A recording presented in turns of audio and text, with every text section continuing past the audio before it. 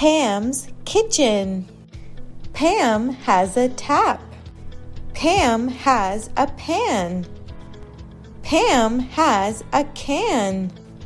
Pam has a yam. Pam has a yam and a jam.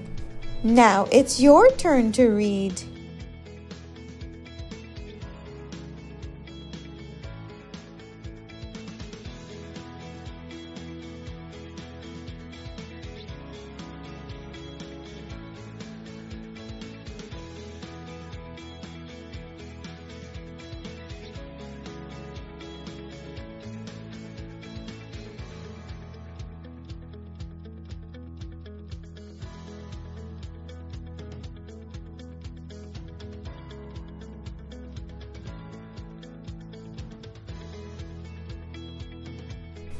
Comprehension questions.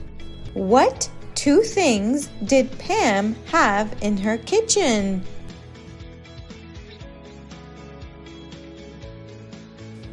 You did a great job!